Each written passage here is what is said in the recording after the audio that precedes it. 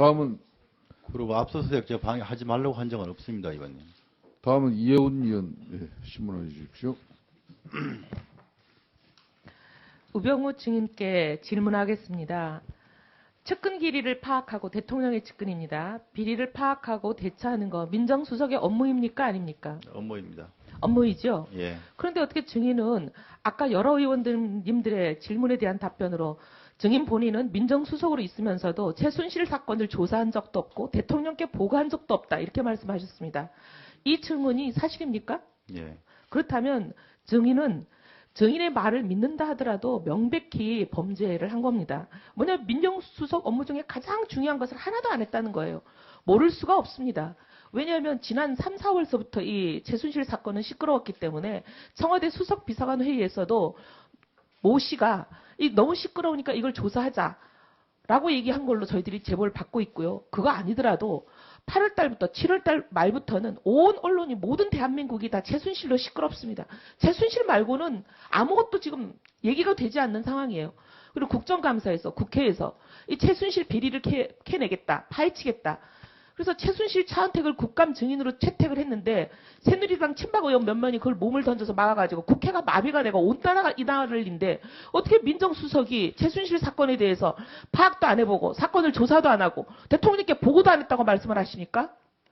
민정수석으로서는 자격이 없는 게 아니라 이거는 형법 122조 위반이에요. 형법 122조 검사 출신이시니까 잘 알고 계실 겁니다. 뭐죠? 전문까지는 모르는데 말씀해 주시면. 민정수석의 직무를 안 한 겁니다. 직무유기 이거 굉장히 심각하고 중대한 위반 사항입니다. 122조 위반으로 이 본인에 대해서 우리가 위원회에서 이거는 특감에도 넘기고 고발 조치도 해야 된다고 생각합니다. 본인의 저 말씀이 위증이 아니라 위증으로 처벌받거나 아니면 122조 직무유기로 처벌받으십니다. 그 다음에 지금 계속 아니라고 부인을 하고 계시는데 최순실 사건의 대응 문건 10월 17일 전후에 만들었던 문건, 이건 민정수석실의 문건이 거의 확실합니다. 검찰도 그렇게 보고 있고 얘기했습니다. 대통령 지시로 만들었죠? 대응 문건이라는 게 뭘 말씀하시는 건지. 뭔 말씀이냐면 10월 17일 날 최순실 사건에 대해서 JTBC가 이성한 사무총장, 재단의 사무총장이 재단의 회장은 최순실 씨다. 라는 폭로를 하고 나자마자 뭘 만드셨냐면 여기에 여러 가지 나옵니다. 지시사항에 대해 검토해보니. 아니 민정수석실에서 문건을 만들면서 지시사항에 대해서 검토해보니 말씀하신 것을 검토해보니 이건 대통령밖에 없습니다. 대상이. 그렇게 얘기하면서 뭐라고 얘기하냐면 법적 문제가 없으니 전면 부인하라. 아니 전면 부인하라.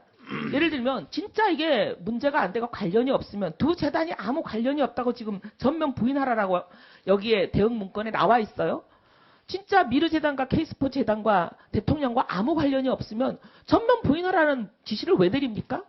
이거는 관련이 있으니까 전면 부인하라는 위증교사, 은폐, 사실 은폐, 조작을 하신 거죠.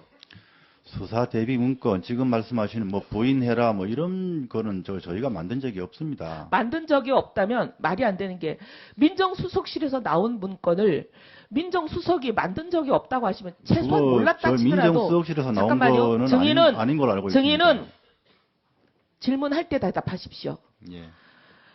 민정수석실에서 만든 문건을 증인이 모른다고 하면 이것도 사실 형법 122조 위반입니다. 그런데 왜 이것을 민정수석실이라고밖에 볼 수 없냐면 정호성 제1부속비서관 대통령의 일정을 챙기고 대통령의 그림자처럼 수행하고 하루 종일 같이 있어야 되는 정호성 부속비서관의 핸드폰에서 사진 찍은 형태로 발견이 됐습니다. 이거는 당연히 대통령께 보고한 이후 보고가 완료됐다는 거죠.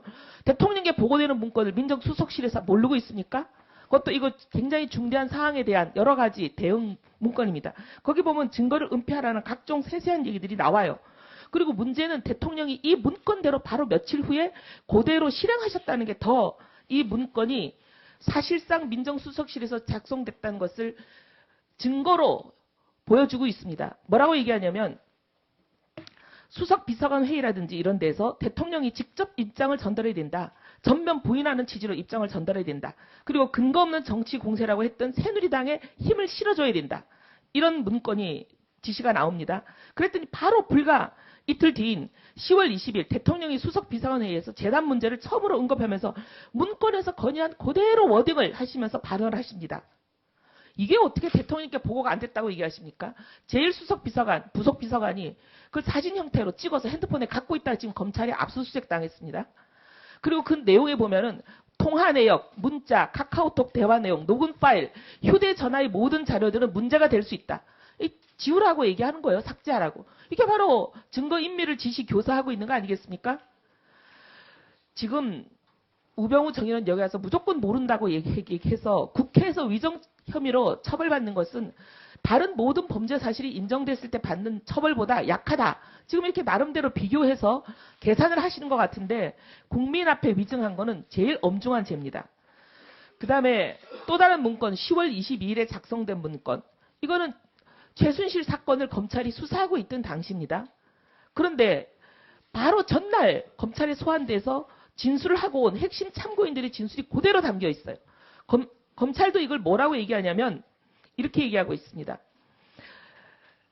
세세한 거 하나까지 모두 다 실시간으로 수사 상황에 대해서 보고를 받고 있고 그 수사 상황에 따라서 청와대가 어떻게 하라는 대응 문건이며 이것은 명백한 직무유기 또는 직무유기뿐만이 아니라 권리행사 방해죄에 해당한다고 지금 얘기하고 있습니다. 123조 형법 123조 위반이라고 얘기하고 있어요.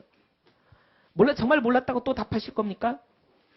아니, 지금 말씀하신 두 가지 문건은 저희가 정말 작성한 적이 없습니다.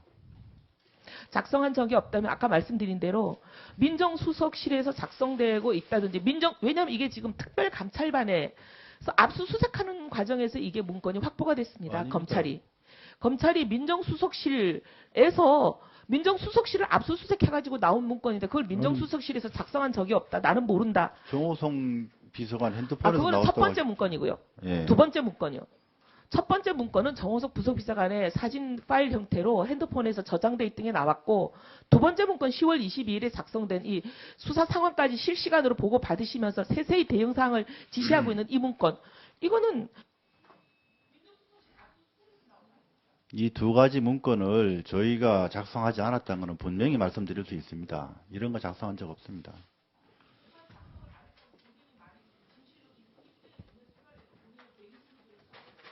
아니 이게 제 말이 거짓말이면 어떤 식으로도 처벌받아 좋습니다만은 이거 만든 적이 없습니다. 예?